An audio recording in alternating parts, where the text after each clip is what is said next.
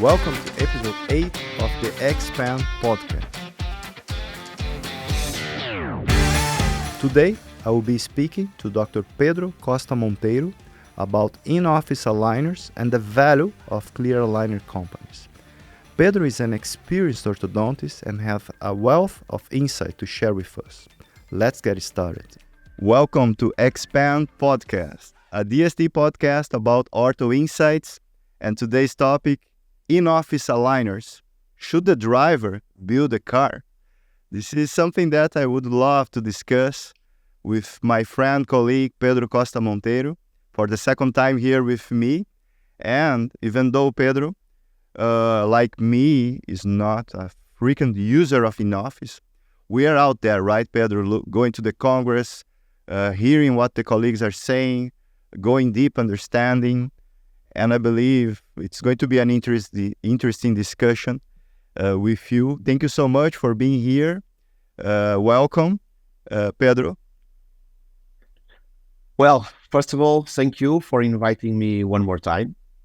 It's a great pleasure always to share the stage with you and with a so special topic. I did my homework on this topic, and I will obviously share some ideas with you, give me my opinion. It's quite interesting how fast things are changing around orthodontics, because, 10 years ago, it was unbelievable that we will be here talking about aligners. And probably in 5 or 6 years, we will say, hey, do you remember the time that we used companies? So it's a very fast. It's difficult. It's very difficult to maintain on a high level of information, because the amount of things that are being introduced every day, it's difficult for us to accept and to understand. As you said, I am not in-office user. We really have some printers. We are doing some tests. But for now, I am still dealing with the companies. And, well, we will, through this podcast, we will discuss for sure deeper on this topic. But as a first image, what I see nowadays is that if you are a big player, if you do thousands of cases, which, for example, in my country doesn't exist, because we in Portugal, we are very small offices and we don't do a very large number of aligners. But if you are a big player with thousands of cases, maybe you are already there. And maybe at the end of the year, the invoices are smaller. So I think that this is one of the reasons. There is a lot of that, but for a small office or for a small player, I think it's still a big investment, not only on the system, but also time and staff to help you on that. Yeah, for us to set the tone, the whole idea is for us to help those who are listening to us understand the benefits, the advantages, disadvantages of each system, let's say, right? Yep. In this analogy, should the driver build a car is pretty much the orthodontist. I believe everyone understood, but the orthodontist taking care of everything, right? Or inside the clinic. And not delegating to a company to do the aligners, to manufacture the aligners or to use a third-party software. And more we are seeing important doctors, right, speakers, like Kenji, for example. Yeah, I am following him. Yes. And when Kenji start doing something, I believe minimum we should do is to pay attention, because it's very good. At least. Right? And I saw him in the last 2 Congress, and you were there.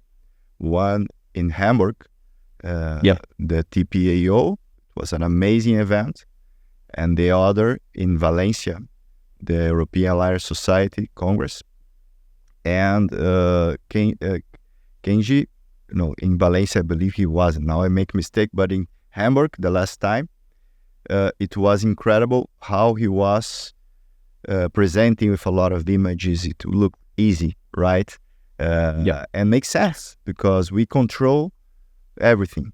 Okay, but we already discussed in the last episode you were here with me the benefits of AI and the data collection, right? And this is the topic that's between a company and in office.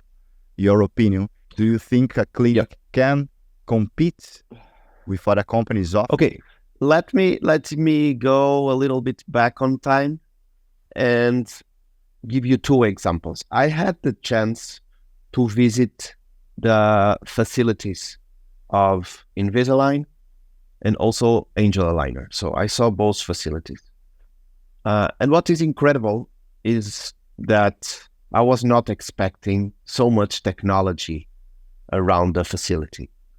I was really crazy about the number of workers because I was expecting more. So there are a lot of things done by artificial intelligence, by robotic technology, that for sure will bring us a lot. Also, as you said, I am a follower of Kenji. He's outstanding orthodontist, and more than that, is always 10 steps ahead. And what I saw on his last post, for me, is really, really important because it's something that I have been at least studying and trying to understand. What I see is they are working hard on the plastics. So with this concept of shape memory, that is almost following our night eye wires. So they are changing the type of plastics that they are using. This is something that we need to take care and to understand that will this be the future or not. Another very important topic, and it has a lot to be with the in-office aligners, is that they are reducing the number of attachments. I saw some cases that they are doing without attachment, and I'm seeing this also in some companies. So this is something that we need to understand if it will work or not.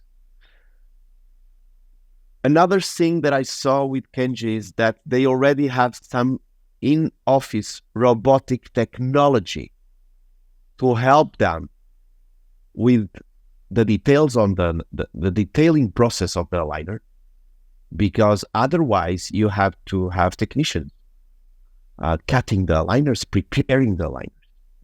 So I don't think at today, talking about today, it is the best system. Of course it is not. It is impossible, in my opinion, to compete with big companies. But on the other hand, and in Brazil you have a lot, also in Portugal we have some, if we forget the 3 or 4 big companies of the market, let's look at the small companies. For example, I know a small Portuguese company that is succeeding, doing some thousands of aligners, not millions, but some thousands. And what they have is a very small facility with printers, 2 or 3 technicians, 1 or 2 CAD designers. So this is not much more than an in-office aligner system. So maybe, again, if you have a big clinic, 10 chairs, why can't you have your in-office? Why can't you have your own technician or a robotic system that will take care of your aligners?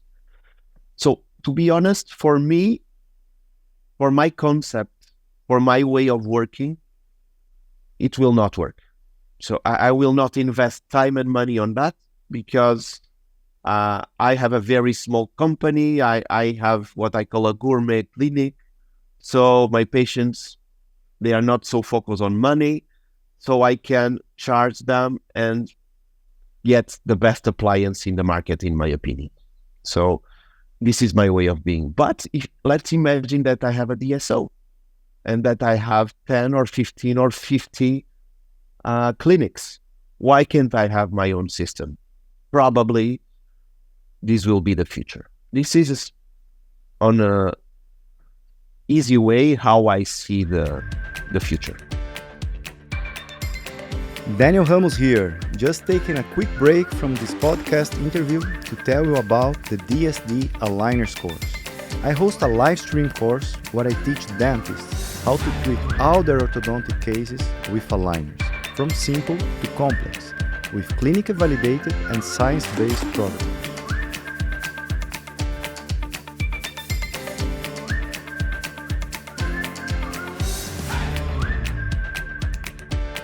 Whether you are established Invisalign or clear aligner provider, an orthodontist, or a general dentist just starting out, this course curriculum covers the common challenges with proven systems. To get an idea of what the course is about, you can access a taster class free of charge on the web page that is linked in the notes of this episode. Be sure to check it out, and I hope to see you at one of these upcoming courses. Now, back to the episode. I agree, because I was trying to put in a step-by-step line all the processes we need to do until the moment we deliver the aligners to the patient, right? Probably you know much better than me, because by visiting two major companies, you could see a lot of these processes with technology. Now remove this technology and put inside your clinic, because to invest in this kind of technology, or you are Ken Jojima, or you need to put a lot of money on it, and every year probably you need to change because things are changing fast. So for a doctor who is now listening, okay, I don't know what to do. It's expensive for me to use this company. And they are offering me this software that I can plan and do my own aligners. The software is one part of the process, right, Pedro? And the software, I know, because I also work in a company and we use a lot of softwares, and we are always training our team to learn the software, because the software updates, new features, new tools that we need to learn again, and this requires a lot of time. So for these orthodontist who is thinking on moving to the in-office, right? What are these processes? Imagine that a patient is getting to your clinic and accepted the treatment, okay? And now you need to manufacture. Let's try together here to imagine the first step. Okay, so basically they will have, as all orthodontists do with a diagnose, they will collect data, so scanners, photos, everything. Then they will have to send the data for any program that they can buy, of course. So they can have an in-office software where they have to build the initial position. Then they will have to create the final position. So after having the initial and the final position, now they have to create their own way to achieve it. So we'll have to decide the staging. They will have to design the attachments. And as you said, the force system to achieve that final position. And it looks very easy for us because there is a CAD designer behind the computer doing all of this. I also had the chance to visit the CAD designer's office for both brands. And it's unbelievable. And I stayed there for one day. So I saw how long does it take to create a case. If we are talking about an experienced CAD designer, in 10 to 15 minutes, it's done. If we are talking about a beginner, even having special knowledge and being instructed every day by the others, maybe it took 1 hour. So imagine that in your office, you are using for the first time a new software where you have to create the initial position, the final position, the staging, and the biomechanics. It will take you 4 hours. Easy. So based on that, why don't we delegate this? This is the same. For example, every day I have lunch at home, okay? And I have two options. I can do it myself, or I can call an Uber. As I told you, for us, time is the same for everyone. I prefer to spend 15 euros on Uber Eats and have a nice food. And on the other hand, I can be doing my own food during 30 minutes and another 30 minutes to eat, which took me 1 hour. And 1 hour of my day is very expensive. So it's the same way. It can do it. And maybe you can say, hey, Pedro, but if you do your own food, you can choose the best ingredients. Even for your health, it can be better. Yeah, it's true. But do it every day. Maybe it's not a big comfort. Maybe it's not so easy. So if you have these big companies investing billions in knowledge, in technology, in giving you the best treatment plan, reducing the amount of aligners, why shouldn't you trust them? Yeah. This is difficult to discuss, but this is my way of seeing it. In the end, the decision is on how you want to invest your time. Because you mentioned one part of the process that is designing and planning in the software. As you then you have to print them. You need to print. And then you have to cut each liner and pack and polish to of course. So I'm not saying it's a stupid solution. I'm not saying it doesn't work. But we are talking, for example, the example of Kenji. I think I think it's Graphy, yes, the system. Yeah. I don't know your opinion, but it will be a big company, or even it is a big company today. So then we are managing in-office big companies. It's difficult for me to think about going on that way. But probably if I was the owner of a DSO, maybe I would invest. This is the same, for example, with labs. You know that big hospitals, big clinics, they have their own labs. Why not have their own lab for aligners? And there is another topic around this that I also learned with Kenji, and I think we should discuss it because it has everything to be with the topic. One of his points, very positive points of doing the in-office aligners, is that it is about pollution. So you don't need to produce 90 aligners.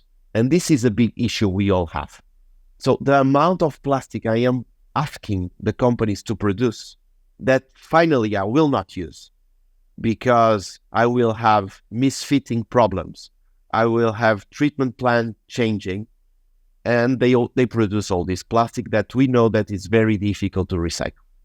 So this is one of the most important topics that maybe would give a big force to the in-office aligners, is that you produce the amount of aligners you need. And this is something that I loved on Kenji's presentation. Yeah, I agree. And I saw him, and it makes an important point because we are putting a lot of plastic out, right? And of course, I have been pushing the companies to why we're doing this. Why you cannot print just batches, and if necessary, after a quality control, we continue or we replan or update the planning and do a refinement, additional layers. Or in fact, if we do what Kenji is doing for us, everyone to understand, he planned the case and then he do a sequence, a small sequence, and then he validates. It's good, continue. If not, Yeah. let's update the plan. And this way, he is retiring the word refinement, because this is the old orthodontics that we are adjusting the treatment while we are doing this. So I really like this concept. I think the companies should open their eyes to it, because in the end, there are still some companies doing it, small companies doing it. I understand that it's easy for the small companies, and I understand that it's hard to the biggest company. For the big ones, of course. More technicians, more people there to replan and do. I understand their point. In the end, they are looking for the numbers, right? But we need to take care of the planet. We want to live to our kids, and this is a topic that it's a very good advantage of the in-office. Yeah, no doubt. I tried in the beginning of aligners without any technology to use in-office, and I'm not comparing because now it's completely different. But what I remember, and I think we can apply here, is that for one case, it was fun. I really like it, right? I thought it was cool to go to the lab to make the aligners. And then I had 3 I also have my own printer, and for example, for surgical cases, we do in-office aligners for immediately after surgery aligners. But again, it's a very small number of cases. It's something that we enjoy to do it, as you said, but it's not massive production. The problem. And at least for me, it would be impossible to have the same level of quality as we have on the big companies when we are talking about the comfort of the aligner.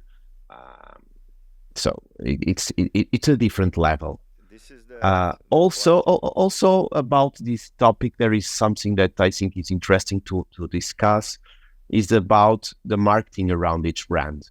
Because as you know, on aligners, people come into your office asking for a brand. And that there's no doubt about it. Now that there are more brands playing around, our job is to explain them that these are different brands, that the orthodontist is the most important one, blah, blah, blah. But then if we move for in-office, they will probably do not accept to pay the same amount for aligners because they will see the difference. So when we talk about quality, people are quite focused on that. It's about your experience, it's about pain, it's about comfort. So I think there will be a long journey around it. To be honest, I have never tried, for example, the Graphy or other in-office systems. So it's I don't know how is the quality. Let me give you a quick example that maybe can help people understand what I'm saying. As you know, when we do retention on some companies, the quality of the retainer is amazing, but it's really expensive for us. So we, as an orthodontist, we try to always save money. So we'll say, okay, I will do my in-office retainer, the simple Essex that we do for so many years. So they finish the set of aligners and you give them your in-office aligner. And they say, hey, what the fuck? This is different. I don't like this. This is not comfortable. This is just an example, but it happens. So we have to be very careful. And I think the money cannot be the first step. Yeah. So we need to focus on the quality. And there is much more around it. I'm not an expert on the plastics, but as you know, there are different plastics on the market, and some of them cannot be so good and so nice for our health. So we need to be also focused on what are we giving to our patients.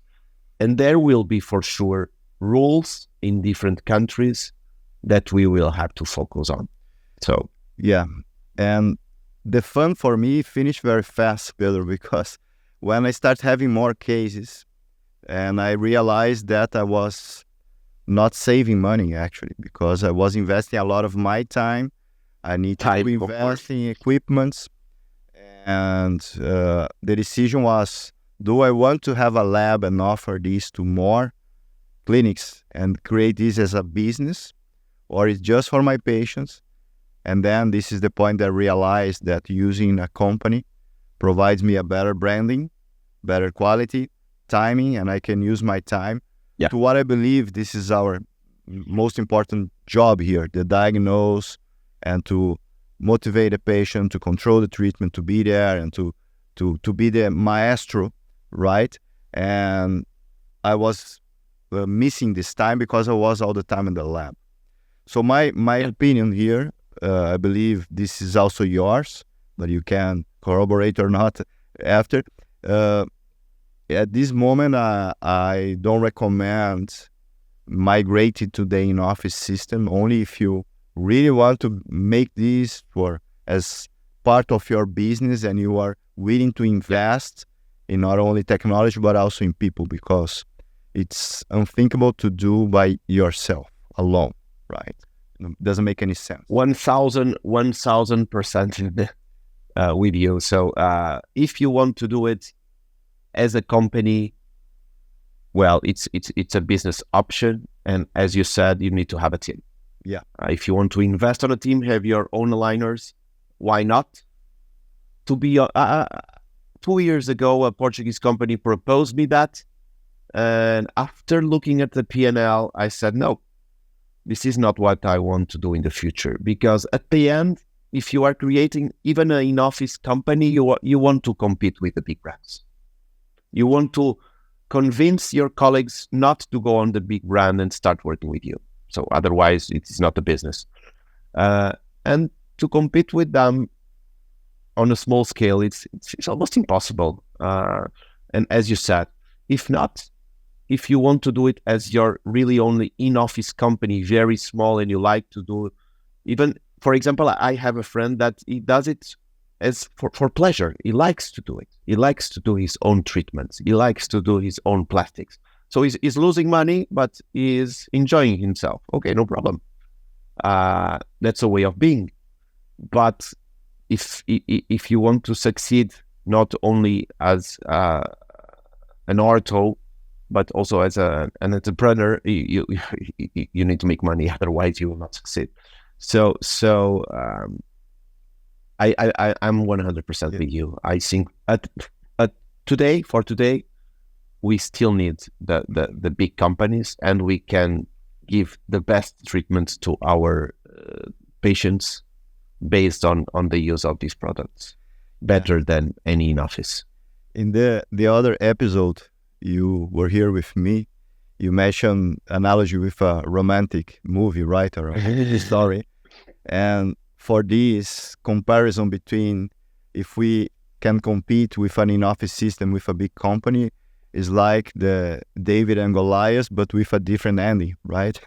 Because here it's almost impossible to compete with the amount of investment, and you went there to see with your own eyes how much they are investing in AI technology, and this is something impossible.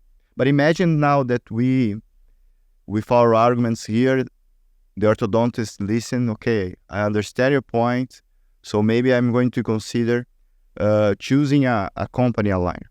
Okay, and today we're not talking about brands. The whole idea here is not to defend A, B, or C, but the principles, the concepts, the tools, what they need to look for in a company system that they need to have in your opinion, Pedro. As in any other company on any product, there is something really important. Customer service. It's really, really, really something that I focus on. So I need some company that solve me any problem in minutes. This is and when I call them for any reason, I am expecting to solve the problem at the moment. So this is the same for our clinics. If a patient calls your clinic, you have to solve it at the same moment. You cannot say, okay, we will take care of your case in 2 weeks. It's impossible. Then the software, of course. And if we look at the three big companies, come on, they are not so different, the softwares. Ones are copying each other. So if you know how to work with one system, you will adapt yourself really easy on other systems. Then they have the features that they are always launching new features. Be very careful on this. Again, I'm quite focused on the stock market. And we know that when the stocks are going down, they have to launch everything to push the stocks up. So be careful when you see a new feature. Try to see if there is really science behind it or only clinical cases. This is something that we see every day. We understand it as a business that they need to launch something, but be careful because we are talking about health and patients. So do not apply something to your patients if you do not believe that it is orthodontic possible. Be careful on that. But obviously, as much features as we have, more possibilities we have, better will be our treatments. So for me, it's important. And one thing that I have been learning, at least flying by two different companies, what I like is a company that allows you, or at least listen to you, to your ideas. I would like to change the design of the attachments. Okay, we will do it for you. You can try it. And if it works, perfect. If not, we are here to help you. And because I am an early adopter, I like to try new things. So for me, it's important to have this very nice relation with the CAD designers, with the staff, that I think we need to be part of a family and work together, because otherwise it's difficult to do. Alone, it's impossible to succeed. So together, we always achieve more. And this is something that I try with the companies to create, so that we can, at the end, give the best to our patients. Be careful with the marketing around everything, every company. So I'm not talking about any company, it's all of them. And I think both of us, we love marketing, so we know how to do it, but we have to do it on the correct way and being honest with the doctors and with, at the end, with the patients, that are the most important thing, and that's why we are here. Yeah, you mentioned a point that I already heard a lot from my colleagues, moving from one company to the other because, they never listened to me, it was hard to communicate, took a while for them to answer me.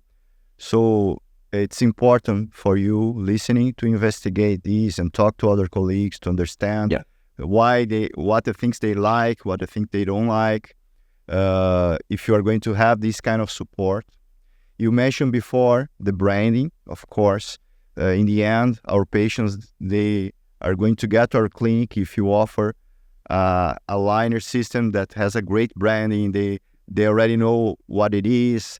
It's easier to sell compared to another one that they never heard about it, and they are going to be suspicious. Oh, why are you using this B system, not the best one? Because they, in their minds, the one that they had a bit. Of I course, can share my experience if you want on that. Of course. So as you know, I changed the company about 9 months ago, and it was really a surprise, because when the patients are coming in, I just told them, hey, I changed the brand. I'm using a new one because of this or because of that. And they just say, hey, doctor, we believe in you. So if you say this is the one, we will do this one. I don't care about the brand. And this is not only my experience. I told it I spoke about it with different friends on other brands, and they all have the same experience. Again, the most important thing is the orthodontist. And if the patient have a very nice relation with you, and if you have the honest arguments, they will accept. At the end, they won't align their teeth. They want a nice aesthetics and a nice function. Done. So this is also important for the colleagues that are listening to us, probably the ones that are not so experienced, there are so many brands now trying to push them and saying, hey, I have this and then he has that, and my plastic is better than yours. Don't worry. Be honest. Focus on diagnose and treatment plan, and you can use any brand because you will succeed. Yeah, and in the end, for you to create this connection with your patients, to get to this moment that your patient said to you, Pedro, I trust you, whatever you say. Yeah.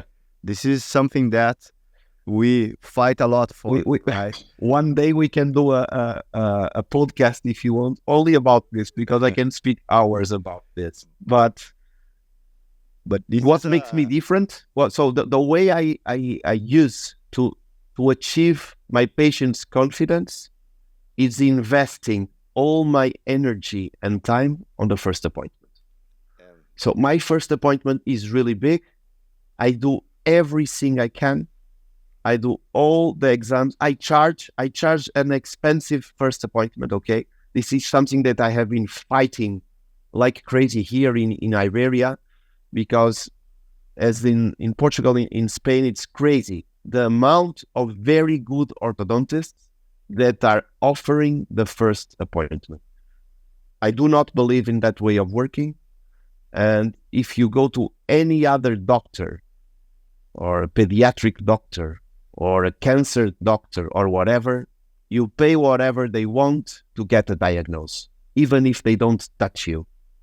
So we are part of the medical structure. We need to charge it, but we need to give them everything on the first appointment. And this is where artificial intelligence can help us. So now you know better than me, with all the features you have on DSD, you can do everything. You can do extra oral scanners, you can do intraoral scanners, you can do live simulations, you can do mock-ups, you have an amazing technology to give the patient the best experience. And I learned this with you and Christian. So there is no one like you doing so good first appointment. So I'm not the one to talk about it. It's your side of the story. But this is this win that we as professionals, dentists, when we have it, when a patient gets to us saying that they trust us, this is amazing. But to achieve it, you mentioned very well, we need time, we need to invest energy. And this is something that for those who are considering a kind of system, if you have a system that can save you time, that the technology is in a moment that can be faster, and then with great quality, good materials, customer support, you start connecting the dots and filling out the gaps to, okay, this is a system for me, okay? Yeah. And as you mentioned, we don't have, I believe, a serious paper comparing and saying which one is better, okay? Because this is kind of a dogfight. The companies are launching their own papers, and this is an investigation that is not only the science that will bring the answer, right? And in the end, I think the most important is the human connection, right? To have someone there who can answer your question, who can solve your problem, because in the other side, you have the patient complaining sometimes or demanding something, and you want to provide for this patient. So we have a lot of arguments today, right, Pedro, and to justify using a company. I really like that you mentioned that. I believe so. The softwares are very similar nowadays, so sometimes it's more like a personal decision. I like more this because of that. And the technology itself is pretty much very similar between the major companies, right? We have probably 3, as you mentioned, that are in a different level, okay? Yeah. And if you want to know which one, you can send Pedro a message, or can send me a message later.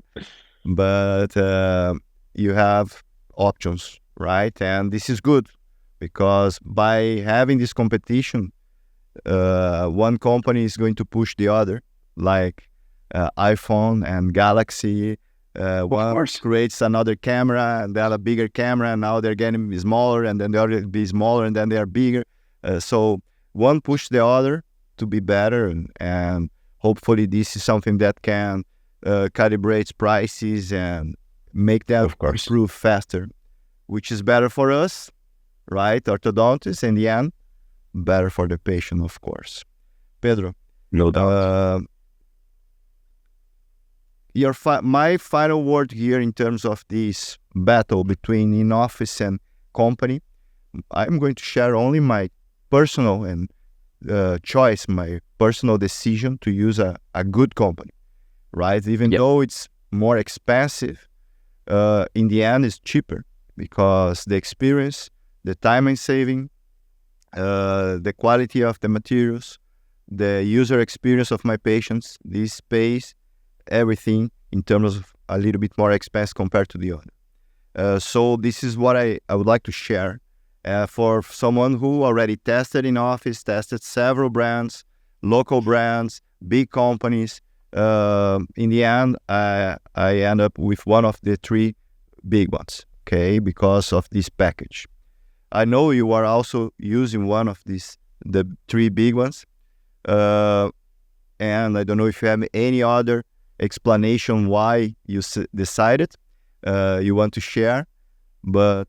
So basically, I agree with your idea. I have the same feeling.